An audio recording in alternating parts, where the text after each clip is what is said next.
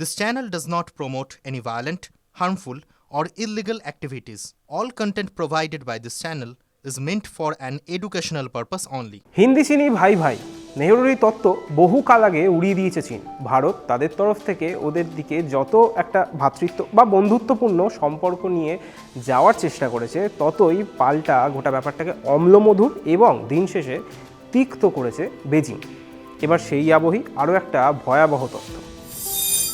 ভারতের সীমানার অদূরেই বৃহত্তম নদীবাঁধ তৈরি করছে লাল ফৌজের দেশ।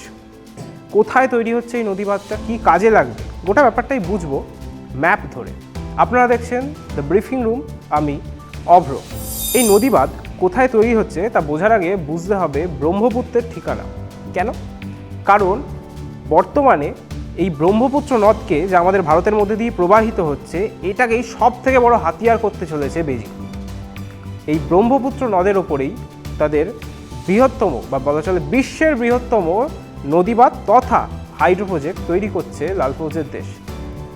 কৈলাস মানসরোবর, যা বর্তমানে তিব্বতে অবস্থিত, সেখানকার চেমায়ুংদুং হিমাবাহ থেকে তৈরি হয়েছে ব্রহ্মপুত্র নদ। সেখানে অর্থাৎ তিব্বতের সীমানা পর্যন্ত এই ব্রহ্মপুত্র নদের নাম ইয়ালুলুং জাংবো। তারপর তিব্বত পেরিয়ে অরুণাচল প্রদেশ হয়ে এই ব্রহ্মপুত্র নদ ঢুকে পড়েছে ভারতে। তবে অরুণাচল প্রদেশে এই নদীর নাম পড়েছে সিয়াং নদী। অবশেষে অরুণাচল প্রদেশ হয়ে আবার গেছে অসম, সেইখানে নাম হয়েছে ব্রহ্মপুত্র।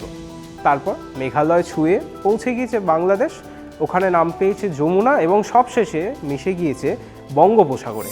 এ তো না হয় বুঝলেন ব্রহ্মপুত্র কোথা দিয়ে যাচ্ছে, কোথায় গিয়ে মিশছে। তবে চীন সে নদীবাঁধটা কোথায় তৈরি করছে? সে তৈরি করছে একদম ব্রহ্মপুত্রের বাঁকে। এই ব্রহ্মপুত্র ভারতে ঢোকার আগে একটা বৃহত্তর বাঁক নিয়েছে। সেই বাঁকেই বর্তমানে চীন নিজের হাইড্রো প্রজেক্টটা বা বিশ্বের সবচেয়ে বড় হাইড্রো প্রজেক্ট, যার নাম দিয়েছে মেডক হাইড্রো প্রজেক্ট, নির্মাণের কাজ চলছে। 2024 সালে চীন সরকার মোট 12 লক্ষ কোটি টাকা খরচ করে এই নদীবাঁধ তৈরির কাজ শুরু করে। প্রাথমিকভাবে ধারণা করা হচ্ছে এই বাঁধ বা এই হাইড্রো প্রজেক্টটা তৈরি হয়ে গেলে প্রতি বছর 65,000 মেগাওয়াট বিদ্যুৎ উৎপাদন করতে চলেছে বেজিং এবং খাবে লাভের গুড়। চীন তো নদীবাঁধ তৈরি করছে, কিন্তু এতে নয়াদিল্লির উদ্বিগ্ন হওয়ার কারণ কি? আপনারা হয়তো এতক্ষণে অঙ্কটা কিছুটা কষেও ফেলেছেন, কিন্তু গোটা অঙ্কটার একটা ফর্মুলা প্রয়োজন। সেই ফর্মুলাটা আমি দিচ্ছি। একটা পরিসংখ্যান বলছে ভারতের জলবিদ্যুৎ প্রকল্পগুলো, যেগুলো সাধারণভাবে উত্তর পূর্ব অঞ্চলে রয়েছে, সেগুলোর 41% নির্ভর করছে ব্রহ্মপুত্র নদের ওপর। আরও ডিটেলে যদি বলি, উত্তর পূর্বেরই প্রায় 15টি জলবিদ্যুৎ প্রকল্প নির্ভর করে আছে এই নদীর ওপর। অর্থাৎ নদীর জল যদি উত্তর পূর্বের রাজ্যগুলো যেমন অসম, অরুণাচল প্রদেশ কিংবা মেঘালয় এসবে এসে পৌঁছয়, তাহলে এই জলবিদ্যুৎ প্রকল্পগুলো দিয়ে বিদ্যুৎ উৎপাদন হবে, মানুষের ঘরে আলো পৌঁছবে। আর যদি সেই জল না এসে পৌঁছায়, তাহলে বুঝতেই পারছেন গোটাটাই অন্ধকার, ফলত শঙ্কার জায়গা রয়েছে। এ তো গেল আপনার কথা, আমার কথা, আমাদের ঘরে আলোর কথা। কিন্তু আরও একটা বিষয় রয়েছে, সেটা হচ্ছে বন্যপ্রাণী। এই ব্রহ্মপুত্রের ওপর নির্ভর করে রয়েছে অনেক পশু পাখিও।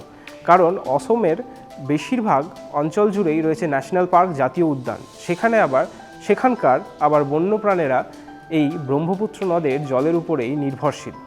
তৃতীয় যেটা বিষয়, বিশেষজ্ঞরা বলছে নদীর গতিপথ বা বলা চলে জলপ্রবাহ যদি কেউ নিয়ন্ত্রণ করার চেষ্টা করে, তাহলে তা কিন্তু একটা মহা বিপর্যয় ডেকে আনতে পারে। কিভাবে? নদীর জলপ্রবাহকে নিয়ন্ত্রণ করা হলে তা যখন তখন প্লাবন বা খরার প্রবণতাকে অনেকটা বাড়িয়ে দেয়। এছাড়াও বাড়তে পারে ভূমিকম্প। উত্তর পূর্ব, যেটা কিনা ইতিমধ্যেই ভূমিকম্প প্রবণ একটা এলাকা, সেখানে দাঁড়িয়ে এইরকমভাবে জলপ্রবাহকে, একটা নদীর জলপ্রবাহকে নিয়ন্ত্রণ করা একটা বড় বিপদের আশঙ্কা হিসেবেই দেখছে নয়াদিল্লি। গোটা বিষয়টাকে কিভাবে প্রতিরোধ করবে নয়াদিল্লি? চীন তাদের মতো নদীবাঁধ তৈরি করছেই। এই পরিস্থিতিতে ভারতের কী কাম্য? সাধারণভাবে আন্তর্জাতিক স্তরে কোনো রকম জলচুক্তি স্বাক্ষর করেনি চীন। মূলত তাদের এই সব চক্রান্তকে যাতে একটা সাফল্যের জায়গা দেওয়া যেতে পারে। কিন্তু ভারতের সঙ্গে তাদের আবার মোট 3টি জলচুক্তি স্বাক্ষর করা রয়েছে, যার মধ্যে একটি আবার এই ব্রহ্মপুত্র নদ নিয়ে, কিন্তু সেটাকেও 2023 সালে একেবারে বাতিল করে দেয় তারা। এবং তারপর 2024 সাল থেকে শুরু হয় ব্রহ্মপুত্র নদের ওপর নতুন নদীবাঁধ নির্মাণ। অরুণাচল প্রদেশের মুখ্যমন্ত্রী জানিয়েছেন যে চীনের পাল্টা ভারতও একটা নদীবাঁধ তৈরি করছে, সেটা আবার তৈরি হচ্ছে এই অরুণাচল প্রদেশেই, যার নাম দেওয়া হয়েছে সিয়াং আপার মাল্টিপারপাস প্রজেক্ট। এই নদীবাঁধ কী কাজে লাগবে? এই নদীবাঁধ একেবারে চীনের নদীবাঁধের প্রতিরোধ করবে।